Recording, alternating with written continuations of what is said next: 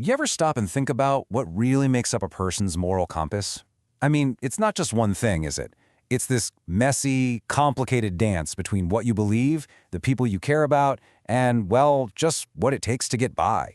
So let's get into it, because there's this incredible new model that actually uses the complex systems from video games to try and figure out how a human moral identity is really formed. Man, if you've ever played a Telltale game, you know this feeling. That little sentence pops up and your heart just sinks. Clementine will remember that.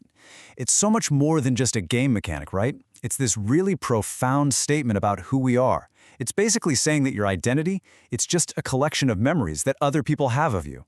And honestly, that's the perfect place for us to start. All right, so here's the plan. We're going to break this whole moral identity architecture down, piece by piece. First, what is it? Then we'll get into the 6 big ideas, the frameworks it's built on.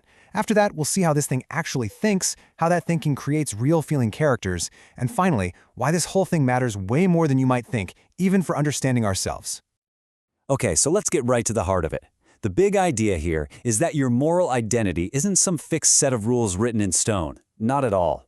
It's what they call an emergent property, which is just a fancy way of saying it's something that just sort of happens, from the constant tug-of-war between all your different values, especially when things get tough. Think of it less like a rule book and more like a constant, messy negotiation.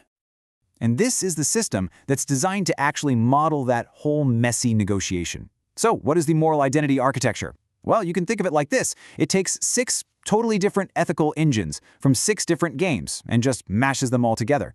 It's like a big experiment to see what kind of personality manages to crawl out of that beautiful chaos. It's a really wild way to think about building a digital conscience, for sure. So let's dig into the ingredients, the building blocks of this digital conscience, these 6 frameworks. You can basically think of them as the different voices in your head all shouting over each other, trying to decide what to do next. And the key thing is, each one brings a totally unique and often completely conflicting point of view to the party. First up, let's go back to Telltale Games. This framework is all about the social side of morality. The core idea here is that you are what other people remember about you. It's not just a simple +1 for a good deed, -1 for a bad one. No, it tracks your choices with real emotional weight. And in this system, trust isn't just a warm, fuzzy feeling. It's a resource. It's currency you need to survive. And you're either earning it or spending it with every single thing you do. Okay, so from the outside world of Telltale, we now go inside your own head with a framework from the RPG Numenera. This one is all about your personal, deeply held beliefs. And what's cool here is that it completely throws out the simple good versus evil scale. Instead, it gives you 5 competing values. They call them tides. So are you all about compassion, helping others? That's the gold tide. Or maybe you're driven by justice and the rule of law. That's the blue tide. The main takeaway is that none of these is right or wrong. They're just different, totally valid ways of looking at the world. But, what happens when all those nice ideals slam headfirst into a frozen, apocalyptic wasteland?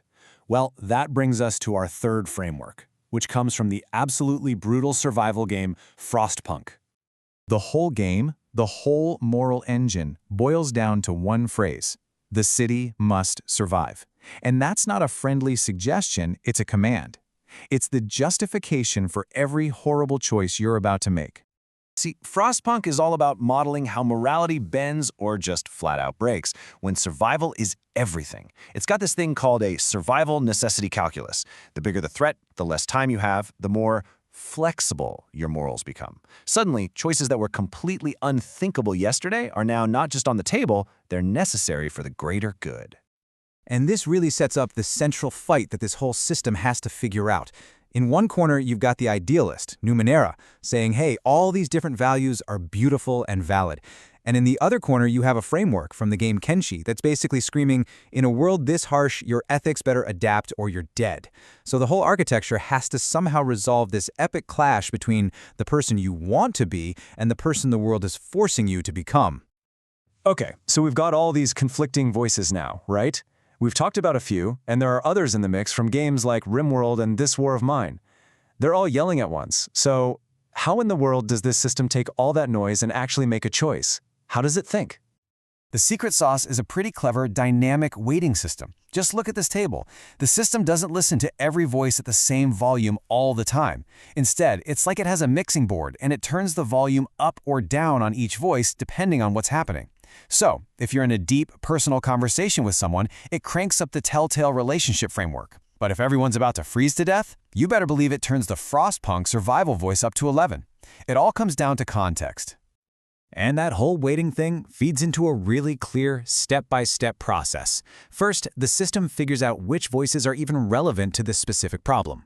Then, it looks at the options from each of their perspectives. It applies those weighted scores we just talked about, slaps on a penalty if you're running out of time, and then it just picks the winner, the option with the highest score.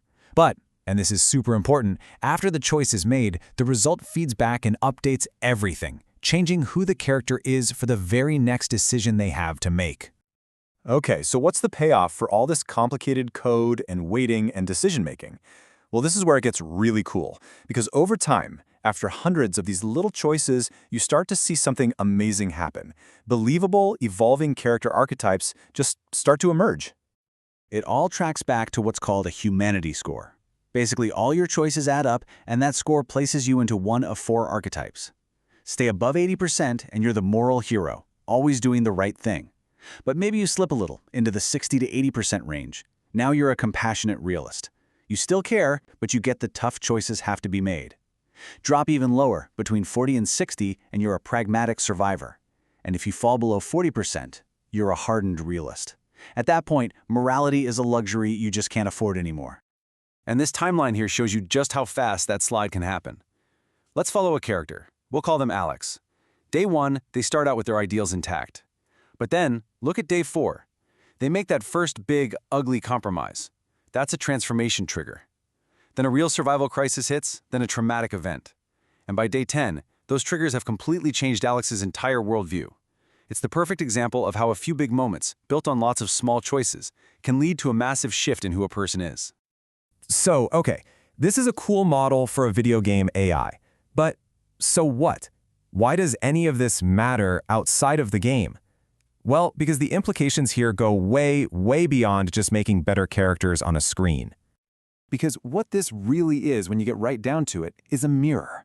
It's a model for understanding how our own morality works. It's a reminder that our sense of right and wrong isn't some dusty old rulebook we pull off a shelf. No, it's a living, breathing thing. It's a constant negotiation happening inside our own heads between our ideals, the people we love, and the real-world pressures we face every single day. So if you're going to take anything away from all this, let it be these 4 big ideas. 1. Moral identity isn't fixed, it's born from conflict. 2. Context is king. The situation you're in decides which of your inner voices shouts the loudest. 3. Little choices matter. They stack up over time and can completely change who you are. And finally, number 4, being good and just staying alive are in this constant, complicated dance with each other. And that really leaves us with one last thought to chew on. As you go about your day making all those tiny little decisions, just think about it. Which voices are you listening to? Are you prioritizing your relationships, your ideals, or just what it takes to get through the day? If this system were running in the background, tracking your choices, what kind of character would be taking shape? What archetype would you be?